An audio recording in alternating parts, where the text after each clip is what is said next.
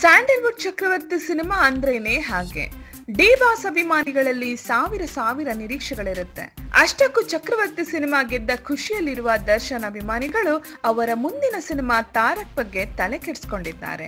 ದರ್ಶನ್ ಅವರ 49ನೇ ಚಿತ್ರವಾಗಿ ಸೆಟ್ ಏರಿರುವ ತಾರಕ್ ಸಿನಿಮಾ ಫ್ಯಾಮಿಲಿ ಓರಿಯೆಂಟೆಡ್ ಕಥೆಯಾಗಿದ್ದು, ಇದರಲ್ಲಿ ದರ್ಶನ್ ಅವರು ಯಾವ ಪಾತ್ರದಲ್ಲಿ ಮಿಂಚಿದ್ದಾರೆ ಅನ್ನೋದು ಅಭಿಮಾನಿಗಳನ್ನ ಕಾಡುತ್ತಿರೋ ಪ್ರಶ್ನೆಯಾಗಿದೆ.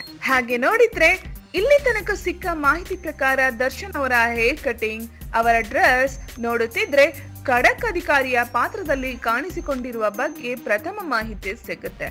ದರ್ಶನ್ ಅವರು ಪೊಲೀಸ್ ಇನ್ಸ್ಪೆಕ್ಟರ್ ತರ ಹೇರ್ ಕಟ್ ಮಾಡಿಸಿಕೊಂಡಿದ್ದಾರೆ. ಅಂತೂ ದರ್ಶನ್ ಅವರು ತಾರಕ್ ಸಿನಿಮಾದಲ್ಲಿ ಈ ಖಡಕ್ ಅಧಿಕಾರಿಯ ಪಾತ್ರದಲ್ಲಿ ಕಾಣಿಸಿಕೊಂಡಿರುವ ಬಗ್ಗೆ ಎಲ್ಲಾ ಸುಳಿವು ಸಿಗುತ್ತೆ.